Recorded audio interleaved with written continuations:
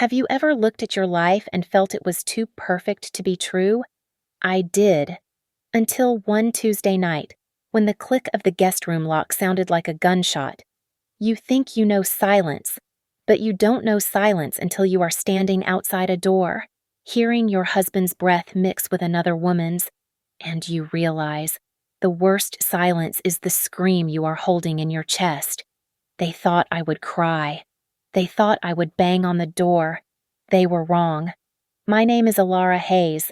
I am 34 years old, and my job is to find the truth in digital wreckage. As a forensic data analyst for NexusSphere Analytics, I spend my days sifting through corrupted files and encrypted hard drives, looking for the patterns that betray human behavior. I am, by nature and by profession, a person who notices things that are out of place. Tonight, the anomaly was my own home. A critical server at the firm had flatlined just after 10 o'clock, a digital heart attack that required my immediate presence.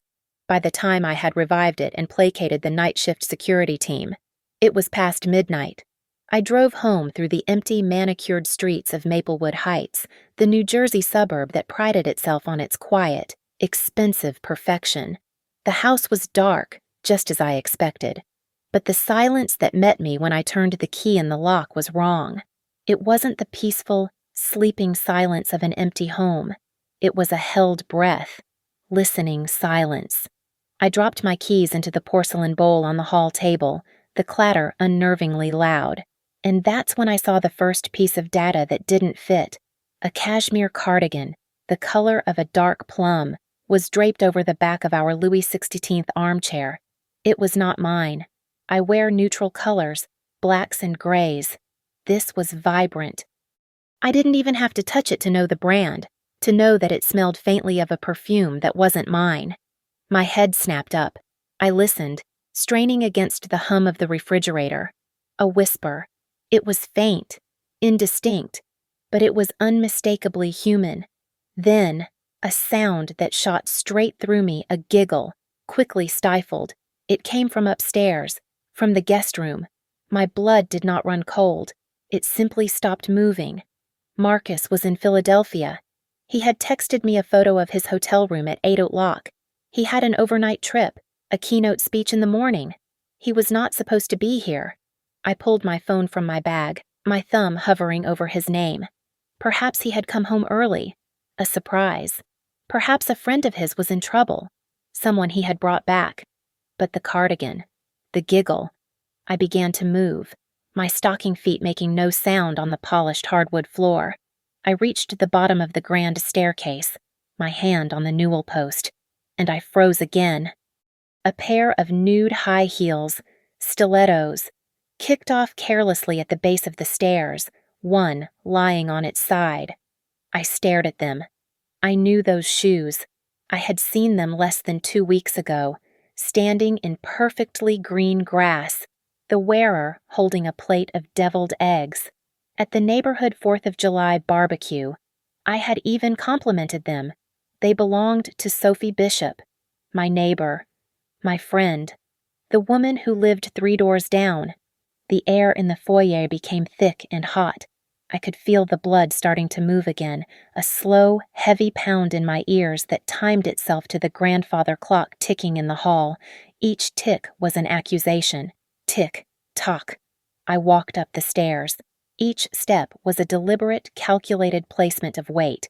I did not rush. I did not run. I arrived at the landing. The guest room door was at the end of the hall. The solid oak door, the one we had spent a week choosing together because Marcus loved the heavy, substantial feel of it. It was closed. I walked to it. I placed my hand flat against the wood. It was warm. I could hear them better now. Murmurs. The low, unmistakable cadence of my husband's voice. The sharp, higher laugh of Sophie. And then, the sound that confirmed everything. The rhythmic, agonizing squeak of the antique bed frame we had inherited from Marcus's grandmother. They thought I would scream. They thought I would hammer on the wood until my fists were bruised. They expected tears, accusations, the righteous and predictable hysteria of a wife betrayed. I stood there, and I felt nothing but a sudden, terrifying clarity. The world snapped into high definition. The patterns were all there. My breath, which I had been holding, was released in a slow, cold stream. I did not cry. I did not make a sound. My training, my entire life's focus, took over. You do not confront a problem until you have all the data. You do not act until you have a strategy. I took one precise step back from the door, then another. I turned, walked silently back down the hall, and descended the stairs. I walked into the dark sanctuary of my home office, pulled my phone from my pocket, and my thumb, steady and certain, scrolled past my husband's name. I stood in the absolute darkness of my office. The air was cool, smelling of old books and the faint ozone of the servers I kept running. I didn't turn on a light. I preferred the dark. It helped me think. The house was still, save for the muffled sounds from upstairs. The squeaking had stopped, replaced by a low, throbbing bass line. Music. They were listening to music. The audacity of it, the sheer insulting domesticity of their betrayal, settled on me like a shroud. My phone felt heavy and cold in my palm. My thumb moved with the precise, automatic motions of muscle memory. Contacts. B. Bishop. David. His name glowed against the dark screen. Sophie's husband. Our neighbor. 3 houses down. The quiet accountant. I pressed the call button. The sound of the digital ringtone seemed to echo in the silent study. 1 ring. He answered on the second. His voice was thick with sleep. Confused. Ilara. What's wrong? I kept my voice perfectly level, stripping it of all emotion. It was the voice I used for corporate depositions. David, you need to come to my house. Right now. A pause. The sound of rustling sheets. What, Ilara? It must be 2 a.m. What happened? Is Marcus okay? The mention of my husband's name was a physical pinprick. Marcus is fine, I said, the words clean and sharp. But you shouldn't be in your house right now. Come here. I don't understand. Use the back door, I instructed, cutting him off. Don't let her see you leave. The line was silent, but I didn't hang up. I waited. I could hear the tiny, distant sound of his breathing. He didn't ask her who. He knew. I'll be right there, he said, and the line clicked dead. I walked from the study to the kitchen, which overlooked the back patio. The moon was high, casting long, sharp shadows across the lawn. I watched the gap in the hedge that separated our properties. It took him exactly 4 minutes. I timed it. He emerged from the shadows, not running, but walking with a frantic, disjointed pace. He was wearing pajama pants and a University of Pennsylvania sweatshirt, his feet in house slippers. Under the weak yellow bulb of our back porch light, his face was pale, drawn, and utterly confused. His eyes were wide, searching the dark windows of my house as if expecting to see flames. I unlocked the deadbolt and opened the door just enough for him to slip inside. He stumbled in, breathing heavily. Ilara, what is going on? He whispered, his eyes frantic. Is Sophie? Did she call you?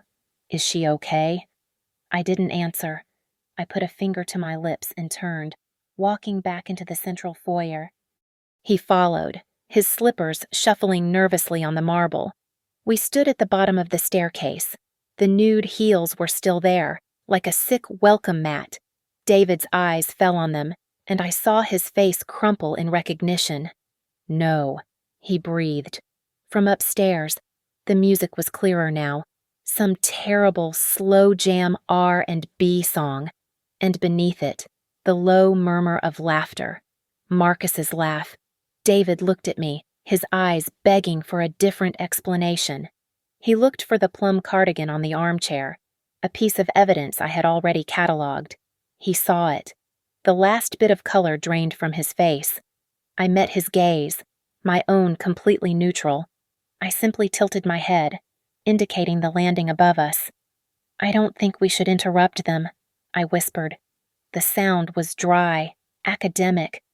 "We should wait here, in the study." I expected him to be angry. I expected him to charge up the stairs, to match the betrayal with violence. That is what Marcus would have done. But David didn't. He leaned against the wall, a hand covering his mouth. He looked nauseated, but his eyes weren't just hurt. They were something else. They were furious, but not in the way I expected. It wasn't the shock of a new wound. It was the exhaustion of an old one. He looked away from the stairs and stared at me, his gaze sharp and calculating in a way I had never seen. "Again," he whispered, the word full of venom. I frowned. I didn't understand. He shook his head, a bitter, almost silent laugh escaping him. "She's done this before. I knew it. I knew she wasn't in the city." He paused, his focus shifting back to the sound of my husband's voice upstairs. His shock finally crystallized, but it wasn't directed at his wife. It was directed at my husband. "But with him," David hissed, his voice trembling with a different kind of rage. "With Marcus." He pushed off the wall, his face a mask of disbelief and dawning, terrible realization. "How stupid," he whispered, looking right at me. "How stupid do they actually think we are?" David's words. "How stupid do they actually think we are?" echoed in the stale air of my office. The question hung there, displacing the shock of the affair and replacing it with something colder and more complex. It wasn't just that they were together. It was why. Why Marcus? My mind, the part of me that sees patterns in everything, began to rewind. I was processing a dataset I had never thought to analyze. The history of the four of us. The assumption in Maplewood Heights was that our two marriages were simply reflections of each other, but David and I were the constants. Our families went back decades, bound together not by friendship, but by the quiet, unglamorous, and extremely profitable Meadowbrook Fund, a real estate portfolio our grandfathers had built. It was all brick apartments and commercial leases, steady and unexciting. David, the meticulous forensic accountant, and I, the data analyst, we were the careful ones, the heirs who understood compound interest and risk mitigation. Then came the variables. First, Sophie. She married David and descended on our quiet suburb like a thunderstorm. She was beautiful, loud, and allergic to caution. She immediately decided I was her pet project. I, the quiet, analytical Ilara, was her best friend. She was always grabbing my arm, her voice a conspiratorial whisper. "Ilara, you need to live. You are so stuck in your shell." She dragged me to parties, insisted on setting me up, and lamented that I was wasting my life in spreadsheets. Then, 3 years ago, at the annual benefit for the Children's Hospital, she found him. "I've done it," she breathed, her eyes sparkling as she dragged me toward the bar. "He is perfect for you. He will shake you up." And there was Marcus. He was a venture developer, the kind of man who used words like disrupt and synergy without irony. He was a whirlwind of charm, a portfolio of high-risk projects, and a smile that seemed to promise the world. He was everything I was not. He was, I realized now, Sophie's exact male equivalent. I was shaken up. I mistook the chaos for passion. We were married within a year. And just like that, the foursome was complete. The Hayes and the Bishops, the power couples of Maplewood Heights. On the surface, we were a perfect mirror. Marcus and Sophie, the charismatic, impulsive dreamers. David and Ilara, the quiet, analytical engines that, everyone assumed, paid for it all. The memories started to re-index themselves, the metadata shifting from happy to evidence. All those double dinners, the vacations, the endless summer barbecues. I saw them all now in a new, harsh light. I remembered the trip to Tuscany 2 summers ago. We were at a winery, and David and I were discussing the overhead of the import tariffs. Marcus had laughed, draping an arm over Sophie's shoulder. "Listen to you two," he'd said, his voice dripping with condescension. "Always so careful, always in the weeds." "I know." Sophie had sighed dramatically, leaning into him. "That's why they have us to teach them how to jump." I remembered all the arguments, playful at the time, that were always 2-on-2. David and I would question a risky investment at the country club. Marcus and Sophie would unite, a seamless front of mockery. "You're analyzing it to death," Marcus would say. "They're just scared," Sophie would add, touching his hand. They were a team. I had always seen it. I had just categorized it incorrectly. I thought it was an alliance of personality, the two wild ones against the two steady ones, standing in the dark, with the sound of their betrayal leaking through the floorboards. I finally saw the real pattern. This was not a random act of passion. This was not a lonely husband and a bored wife finding comfort. Sophie hadn't just introduced me to a man. She had vetted him. She had seen me, the logical, trusting co-heir to a quiet fortune, and she had assigned an operative. She didn't want to pull me out of my shell. She wanted to crack me open. This was never just an affair. This was a coordinated, strategic infiltration. The music upstairs had stopped. David and I sat in the suffocating silence of my office, two statues in the dark. It must have been 3 a.m. Every creak in the house was magnified. Then, we heard it. The distinct hydraulic sigh of the guest room door opening, followed by the soft, cautious padding of footsteps on the landing. We didn't move. We just listened. The footsteps were clumsy, trying to be silent and failing. A quiet shh sound, unmistakably Sophie's. More steps. The slow, painful creak of the 3rd stair from the top. They reached the foyer. We heard the fumbling for the plum cardigan, the scrape of a purse on the hall table, the click of the front door's deadbolt being drawn back, a whisper of cold air as the door opened, a quiet click as it closed. I counted 10 seconds, 20, 30, the distant, throaty rumble of a car engine turning over a German engine, Sophie's SUV, the sound of tires on asphalt, fading into the night. He was alone in the house now, or so he thought. We waited. Another minute passed. Then, the sounds from the kitchen, the refrigerator opening, the glug, glug, glug of water being poured into a glass. And then, whistling. He was whistling a tune from the radio, a casual, satisfied sound that made my skin crawl. "I'll handle this," David whispered, his voice tight. "No," I said, my voice just as low. "My house. My data." I stood up, my chair making no sound on the thick rug, and I hit the main light switch for the office. The sudden, sterile halogen light made us both blink. I walked out of the office, David a half step behind me. Marcus was leaning against the kitchen island, a glass of water in one hand, his shirt unbuttoned. He looked up, a lazy smile on his face, expecting to see me, his loving wife, returned from her late-night emergency. The smile evaporated. It didn't just fade, it was surgically removed. His eyes flicked from my face to David, standing in my shadow, pale and furious in his pajamas. What the hell?" Marcus stammered, setting the glass down. It rattled against the marble. "David, what are you doing here, Alara? What's going on?" His voice was a perfect performance of confused innocence. He was already building the lie. "David's wife is missing. He was frantic. He came here. I could see the algorithm running in his head. I didn't give him the chance to execute it." "She left her shoes," I said.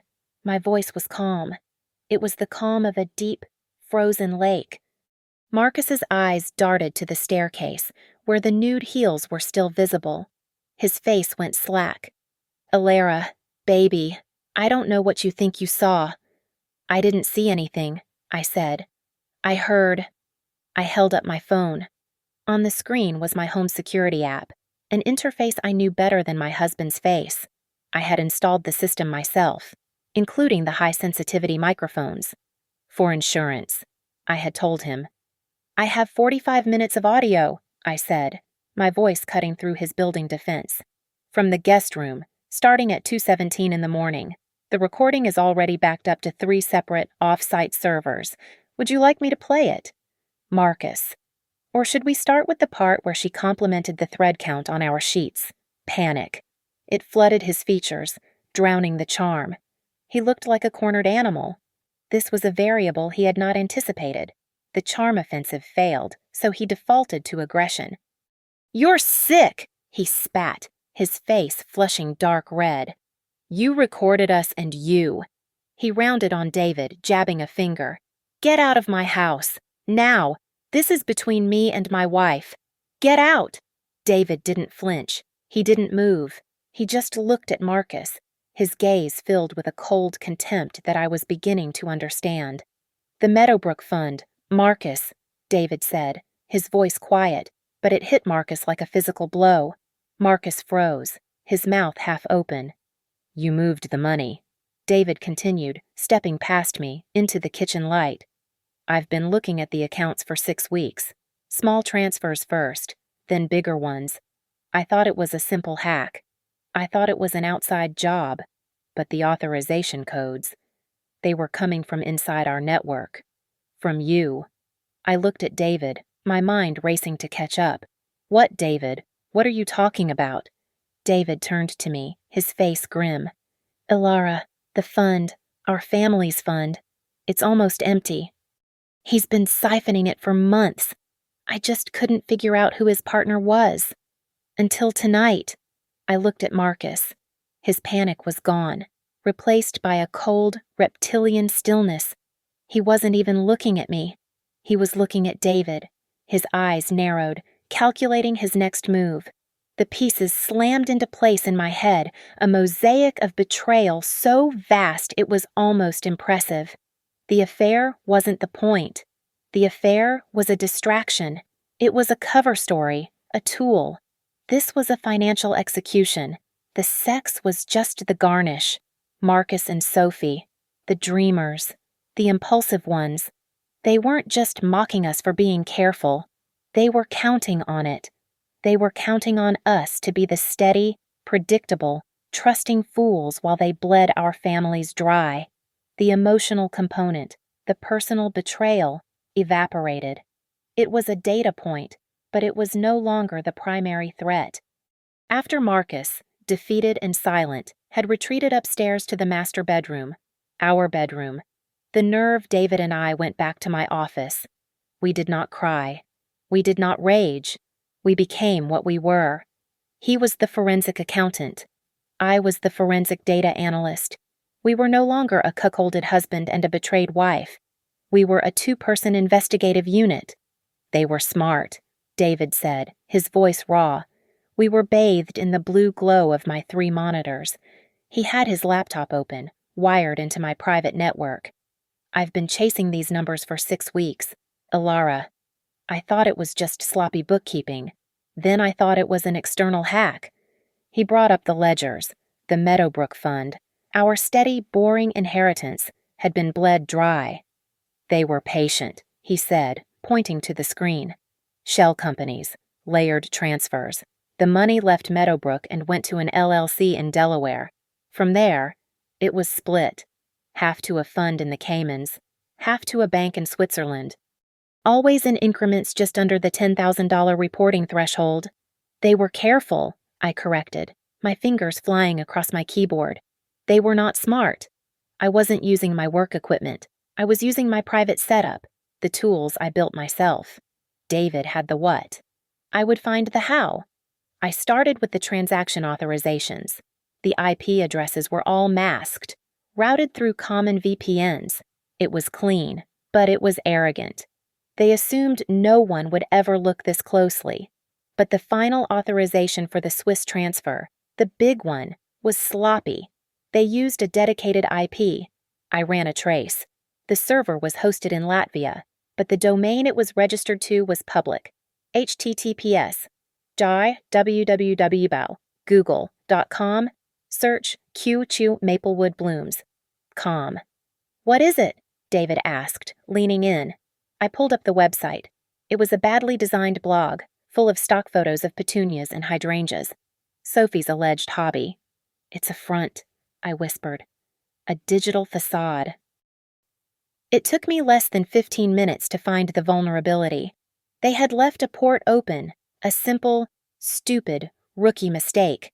I didn't hack my way in. I simply walked through the unlocked door. I bypassed their flimsy firewall and mirrored the server's root directory. And there it was. Their entire lives. Their entire plan. They weren't using encrypted messaging. They were using a shared draft folder in a webmail client hosted on their own server. They thought it was clever. It was digital suicide. We read. We sat in the dark and we read for 2 hours as the sun began to stain the New Jersey sky a sick, gray color. The theft was phase 1. It was just the seed money. My God, David said, his hand covering his mouth. On the screen was a full prospectus for a ghost project. Sol Dorado, a luxury eco-resort development in Costa Rica. Marcus and Sophie were the sole partners. They were channeling every stolen dollar from our families into this new entity. They're washing it, David said, his mind working. They're moving the stolen money into a legitimate investment. Keep reading, I said, my voice flat. I had already seen the next folder. The project was designed to fail. We found the liquidation strategy, the doctored environmental reports, the contracts with shell construction companies that were set to default. They were going to invest our money, declare a catastrophic bankruptcy, and pay themselves back in the settlement, the money now clean as laundered linen. But that wasn't the twist. That wasn't the part that made the air leave my lungs. I found the last folder, the one labeled Contingency.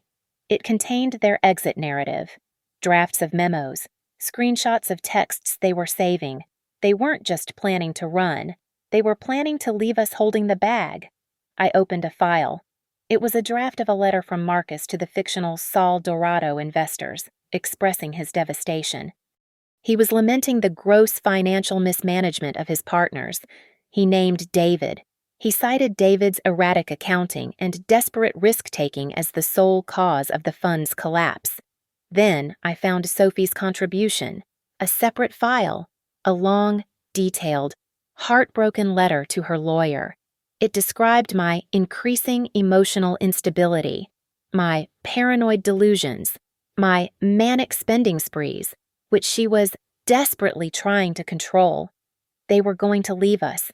They were going to steal our money, our reputations, and our family's legacies. They were going to frame David for the financial crime and use my instability as the reason no one had seen it coming. We would be the ones investigated. We would be the ones facing the lawsuits, while they, the victims of our incompetence, collected the insurance and disappeared. The server in Latvia was a blueprint. It was a detailed, horrifying confession of intent, but it wasn't proof of the crime itself.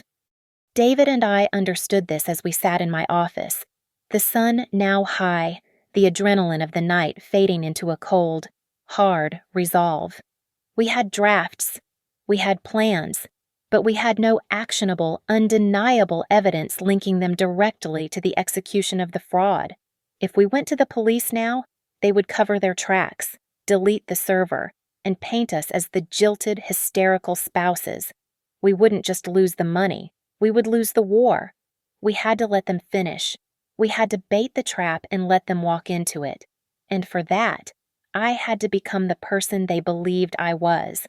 I waited 2 days, 2 full days of agonizing, artificial silence. Marcus stayed in the master bedroom, I in the guest room, the scene of the crime. I wanted him to feel my presence there. Finally, I broke. He was in the kitchen, making coffee. When I came downstairs, I had orchestrated my appearance perfectly, no makeup, my oldest sweatshirt, eyes red. I was the very picture of the wounded wife. I can't, I whispered. He turned, his face a mask of practiced concern. Alara, baby, I I forgive you, Marcus, I said, the words tasting like ash. I know Sophie. I know how she is. It was a moment. A terrible, stupid moment. Relief. It was so potent, so immediate. It was disgusting. He visibly relaxed, the tension leaving his shoulders. He thought he'd won. He thought the entire crisis was the audio recording, and that he had successfully navigated the fallout of a simple affair. I need space, I said, wiping away a tear I had willed into existence. I need time, but I will. I will try to forgive this. He became disgustingly magnanimous, dripping with pity. He was the strong, patient husband weathering the storm of his wife's emotional state. He was so smug, so confident that I was a fool. He became exactly what I needed him to be: careless. He thought I was in the guest room crying into a pillow. I was in the guest room running packet captures on our entire home network, while he was out at a business lunch, a lunch my new keylogger confirmed was with SB. I upgraded my surveillance. The security system microphones were fine, but I needed more. I planted a new, audio-activated recorder, no bigger than a quarter, under his desk. I installed a different keylogger on his laptop, one that uploaded its data to my private server every hour. The game had begun. David and I started feeding them the narrative they had written for us. We knew Marcus was paranoid and listening. He had installed trackers on my car. I'd found them years ago and, I was certain, was monitoring my calls. So I gave him a show. He heard me have a tearful, panicked phone call with my financial advisor David's burner phone. I don't understand. I'd sobbed. The accounts look strange. I'm seeing transfers I don't remember. Then, we took the performance public. The Maplewood Country Club, Sunday brunch. It was the center of our social universe. We knew Marcus and Sophie would be there. David, playing the part of the frantic, cornered partner, walked to my table. His face was pale, his hands visibly shaking. He didn't shout. He was better than that. "Ilara, we need to talk," he said, his voice loud enough for the adjacent tables to go silent. "David, not now," I said, playing the fragile victim. "No, now," he said, his voice rising. "I've been running the audits for Meadowbrook. It's a disaster. The money is gone. And Ilara, the only person authorized to make those kinds of wire transfers, besides me, is you." The entire patio fell silent. I looked up, my face a perfect mask of horrified disbelief. "What? What are you accusing me of?" "I'm accusing you of draining the fund," he yelled. I did exactly what they expected me to do. I burst into tears, a high-pitched, hysterical wail. "You're trying to blame me, you and your wife. You're all trying to drive me crazy." I fled the club, leaving a stunned silence and 100 new lines of gossip in my wake. From the reflection in the glass door, I saw them, Marcus and Sophie, sitting at a corner table. They weren't looking at me. They were looking at each other, and they were smiling. They were watching their plan unfold. Our mutual self-destruction was confirmation that they were brilliant. That night, I reviewed the new data from Marcus's laptop. My performance had worked. It had made him panic, just as I'd planned, but it had also made him greedy. He was accelerating the timeline, moving larger chunks of money. And that's when I saw it. Amidst the large, complex transfers to the Caymans and the Swiss accounts, there was one new transaction, a small, repeating payment, just $5,000 every Friday.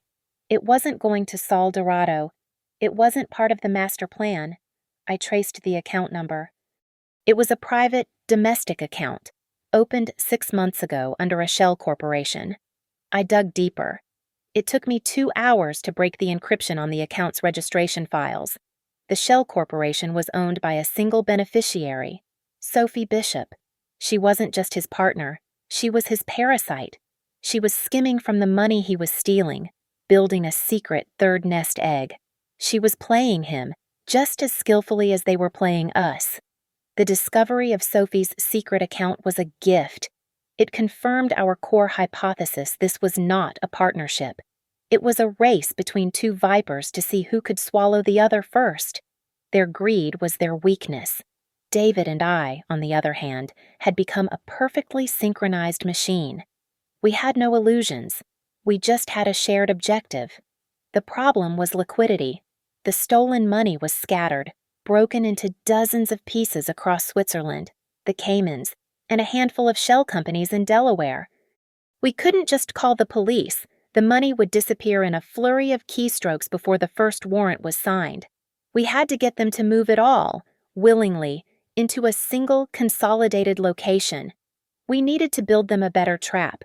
We used David's family lawyer, a man named Eris, who looked like a quiet librarian but possessed the predatory instincts of a barracuda. He was disgusted, not by the affair, but by the vulgarity of the financial crime. In less than 48 hours, he had established False Dawn Ventures, LLC. We needed to make Marcus and Sophie need False Dawn.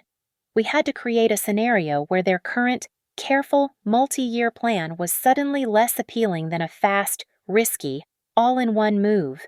We had to apply pressure.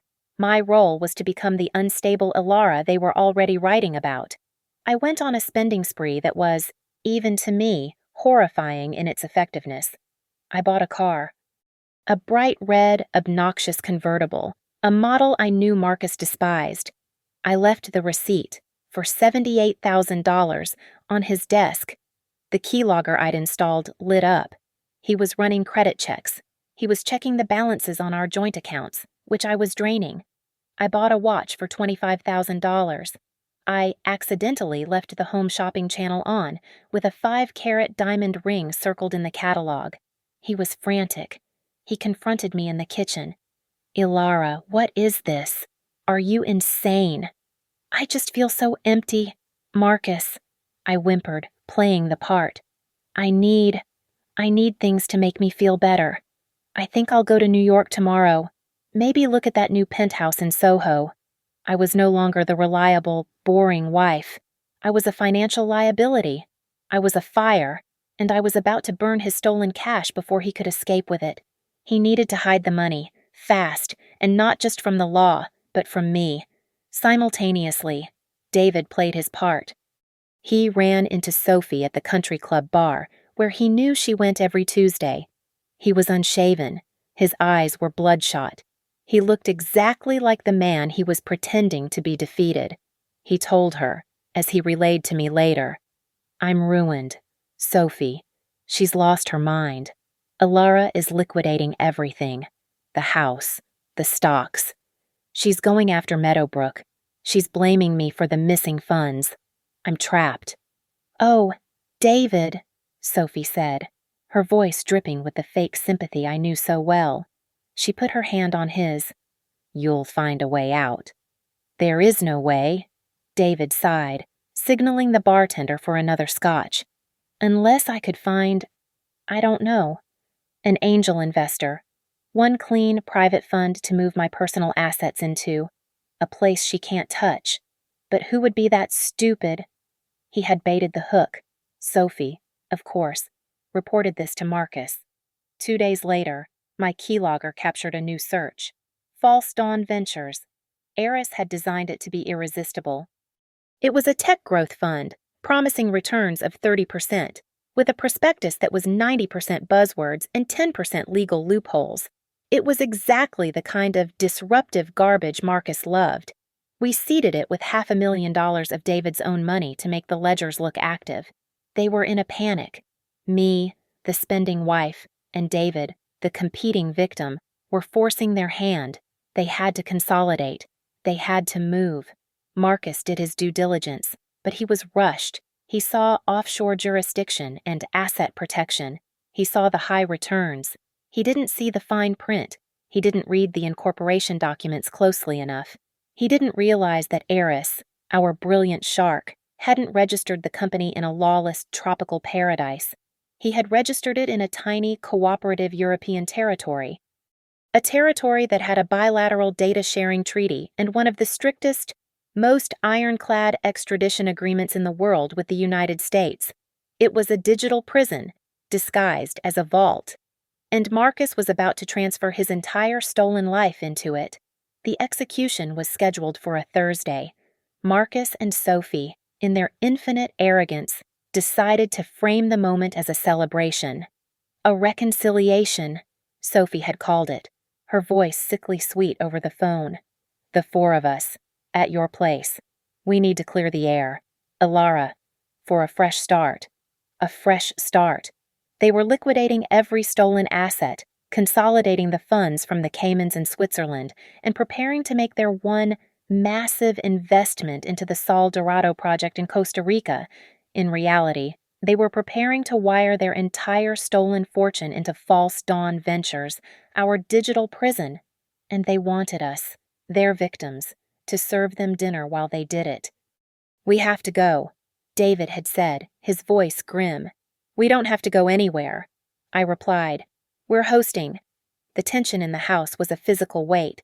I cooked a roast, the motions automatic, my mind elsewhere. I had a small, dedicated tablet, no thicker than a placemat, taped beneath the center of our heavy mahogany dining table. It was networked to my system, its screen mirrored to my phone, which rested in my lap. David arrived at 7, looking pale and appropriately beaten down. Sophie and Marcus arrived at 7:10, fashionably late. Sophie was radiant, wearing a cream-colored silk dress, her hand instantly finding David's arm. Marcus was practically vibrating with energy, playing the part of the magnanimous host. To us, Marcus toasted, raising his glass of champagne, and to getting past misunderstandings, to the future. David and I raised our glasses. The sound of the crystal clinking felt brittle, like breaking glass. We sat. We ate. The entire meal was a masterpiece of cognitive dissonance. Sophie, seated next to David, kept touching his hand. I just admire you so much, David, she cooed, loud enough for us all to hear. You've been through so much. We've all been through so much, but it's shown how strong we are, how resilient. David just nodded, his jaw tight. Resilient, Sophie. That's the word. Under the table, my thumb swiped my phone screen awake. I was monitoring 3 things: the keylogger on Marcus's laptop, the status of the Swiss bank, and the empty waiting vault of False Dawn Ventures. After the main course, Marcus theatrically checked his watch. 9 o'clock, he announced. Babe, he said to me, if you'll excuse me for a few minutes, this is it, the final call with the Costa Rica group. I just need to sign the wire authorizations, and we're set. Of course, darling, I said, my smile feeling like a scar. Don't let us keep you. He kissed my forehead, a possessive, condescending gesture. He went upstairs to the office. My office. The small talk at the table died. Sophie seemed to enjoy the tension, sipping her wine. David was staring at the wood grain of the table. My phone vibrated in my lap. An alert. The keylogger was active. Marcus was logging in. I saw the keystrokes populate on my screen. The passphrases. The security fobs. He was in. Ilara, Sophie said, her voice sharp. You're gripping your glass so tightly. You'll break it. I loosened my grip. Just a chill, I murmured. My screen flashed. The Swiss account was active. A wire transfer. Initiated. The number had 8 digits. It was everything. Pending. My screen read. We sat in silence. I could hear the faint click of the grandfather clock in the hall. 30 seconds. A minute. A new alert. Withdrawal confirmed. It was gone. The money was in the digital ether, moving across the world. My breath caught in my throat. David looked at me, his eyes asking the question. I gave a single, almost imperceptible nod. Another minute.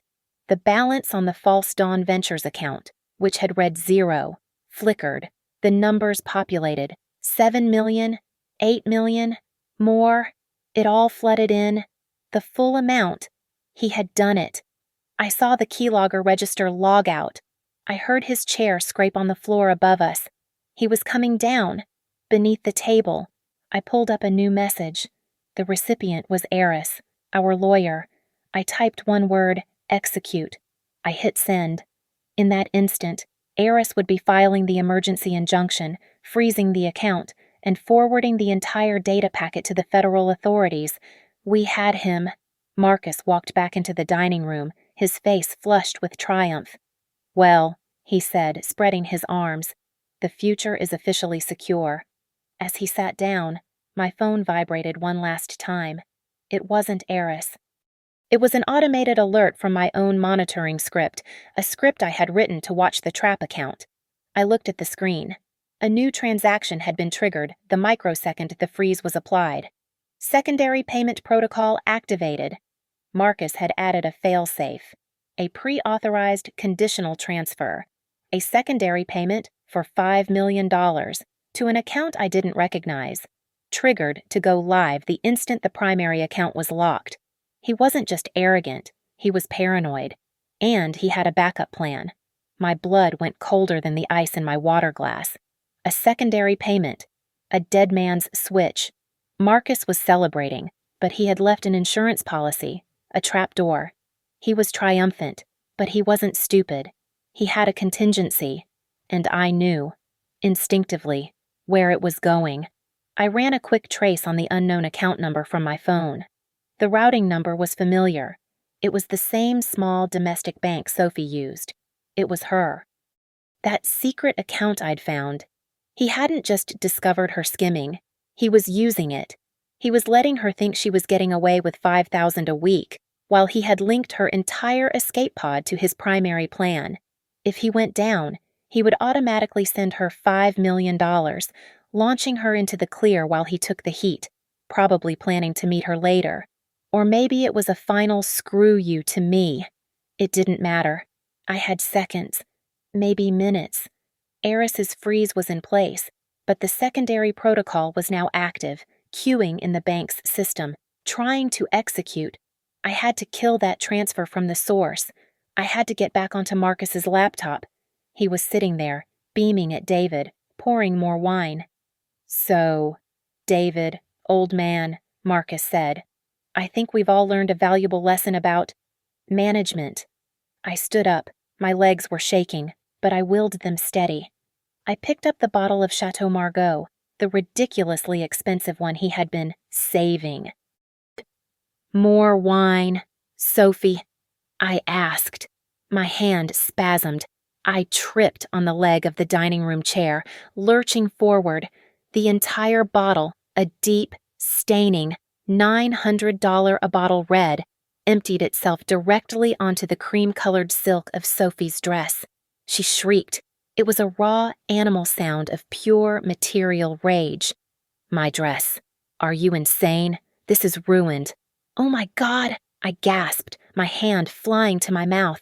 "Sophie, I am so sorry." I stumbled. "Oh, God, it's everywhere." "Get it off," she screamed, clawing at the fabric. "Upstairs," I commanded, grabbing her arm. "My bathroom. We can use club soda. Quick, before it sets." I practically dragged her out of the dining room, leaving Marcus and David sitting in stunned silence. I shoved her up the staircase. "Hurry, hurry!" She was sobbing, a mixture of rage and wine fumes. "You clumsy. You did that on purpose." "Don't be ridiculous," I snapped, pushing her toward the master bedroom. "The bathroom is through here. Go." "Get in the shower. Just take the dress off." She stumbled into the master bath, which was filled with steam from my earlier stress bath. As soon as she was through the door, I turned. I didn't run. I moved. The office door was just down the hall. As I'd hoped, in his moment of triumph, Marcus hadn't even bothered to close it. He certainly hadn't locked it. I slipped inside. The room was dark, save for the glow of his laptop screen. He had left it on. Open. The banking portal still active but timed out to the login screen. It didn't matter. I had his password. My fingers flew. The keylogger's data burned into my memory. I was in. My heart was a hammer. I saw the banking window, the primary transfer frozen, and right below it, a new line, secondary transfer pending. It was cycling, trying to find a way to execute against the frozen funds. I didn't have time to break the protocol. I had to make the system think it had failed. I went into the transfer's advanced settings. I didn't cancel it. That would send him an alert. Instead, I rerouted the destination account number to an internal invalid error code. I manually corrupted the packet, forcing a system handshake failure. It would look like a technical glitch, a server timeout. Transfer failed invalid recipient. I hit confirm. The pending light vanished. The transfer was dead. I logged out. I wiped the command history. I closed the laptop. I looked at the clock on the wall. 41 seconds. I was back in the master bedroom, outside the bathroom door, in under 45 seconds. I was breathing hard, but the steam from the shower would cover that. I leaned against the doorframe, composing my face into one of pure, helpful panic. "Sophie," I called, pushing the door open. Is it coming out?" She wasn't cleaning the stain. She wasn't in the shower. She was standing in the middle of the bathroom, her ruined dress still on, her hands clutched at her chest. She was staring at my vanity. She was staring at the large, mother-of-pearl jewelry box I had intentionally left open, right on the edge, and inside, nestled amongst my pearls and earrings, was not jewelry. It was a stack of folded papers. The top one, clearly visible, was a bank statement, a fake one, created by me, but indistinguishable from the real thing. It was for a private, offshore account, an account in David's name, showing a balance of $3 million. Sophie looked at the statement, then at me. The wine, the betrayal by Marcus, all forgotten. Her eyes were sharp, reptilian. She had just seen, with her own eyes, proof that her own partner in crime, David, was also hiding money from her. She didn't know who to trust. She didn't know that David and I were a team. She just knew that in this house, every person was a liar. And she was the one who had just been played by everyone. The legal freeze was just the first click of the lock. The real execution, the true reckoning, couldn't happen in a sterile courtroom. It had to happen in their world, on their stage, where status and reputation were the only currency that mattered. The setting was perfect. The Maplewood Children's Hospital annual summer gala. It was the absolute pinnacle of the social year. Marcus and Sophie were, naturally, the event co-chairs. They had been planning their night of triumph for months. The ballroom was a sea of black ties and couture gowns, all shimmering under the light of crystal chandeliers. David and I were not on the guest list. We were in the small, dark audio-visual booth overlooking the entire scene, standing next to a technician we had paid handsomely for his coffee break. "Are you ready?" David asked. His hand was on the master switch for the video feed. "I've been ready," I said. Down below, Sophie, in a glittering emerald gown, was working the room, laughing, touching arms. Marcus was on the dais, a king in his domain. He tapped the microphone. "Friends, neighbors," he began, his voice booming, radiating charm and false sincerity. "What a night! What a community! When Sophie and I took on this honor, we knew." He was glowing. He was invincible. He paused for dramatic effect, waiting for the technician to start the moving, heartfelt video presentation he had approved. David and I locked eyes. "Now," I whispered. David hit the switch.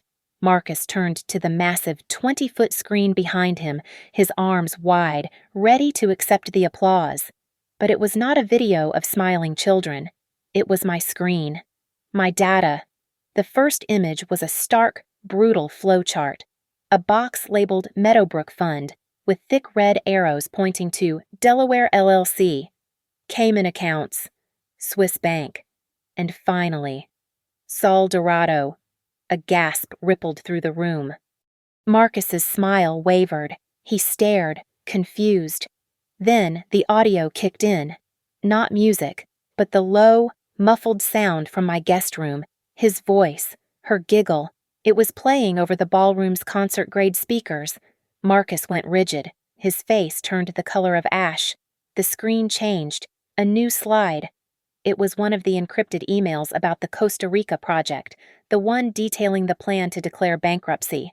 "What is this?" someone shouted from the front row, a major investor whose name I recognized. Marcus fumbled. "There seems to be a technical difficulty." "Oh, we're not finished," I whispered in the booth. The final piece of data hit the screen. It was just an audio file, but I had synced it to the recording from my keylogger. It was Marcus's voice, from a phone call he'd made from his office 2 weeks ago, a call my microphone had captured perfectly.